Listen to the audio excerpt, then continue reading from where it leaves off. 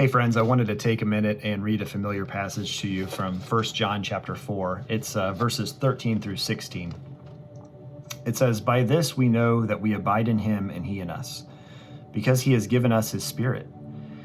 And we have seen and testified that the Father has sent his Son to be the Savior of the world. Whoever confesses that Jesus is the Son of God, God abides in him and he in God. So we have come to know and to believe the love that God has for us. God is love. And whoever abides in love abides in God, and God abides in him." One of the things that I've wrestled with for the last couple of years is wondering why I behave the way I do sometimes. I tell myself, if I really loved God, then my behavior would be different. If I really loved God, then I wouldn't yell at my wife. If I really loved God, then I wouldn't become impatient with my children. If I really loved God, then I wouldn't get annoyed at this patient or that patient or whoever. And I think there's a subtle error in that line of thinking that can prove to be really detrimental. And it's that I'm putting the focus of my potential to change back on myself by saying, if I were to do this, then I would be able to behave this way. And the reality is that I have to understand who I am as the beloved of God, and only then will my attitude, behaviors fall in line.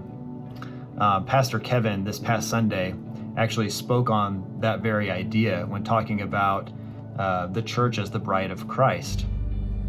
He essentially said, we can't really love another human being well or fully until we grasp with any certainty the fact that we are loved by God. One of the ways that this has really been shown to me in the last couple of months has been through a book I just finished called Abba's Child by Brendan Manning. I want to read you a little section that I'll end with here. He says, "God created us for union with himself. This is the original purpose of our lives. And God is defined as love, 1 John 4:16. Living in awareness of our belovedness is the axis around which the Christian life revolves. Being the beloved is our identity, the core of our existence.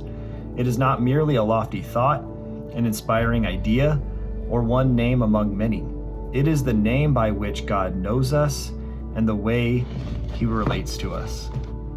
My friend, you are the beloved of God. Would you rest in that knowledge this week? Meet with him, invite him to speak with you, and believe it. Thanks.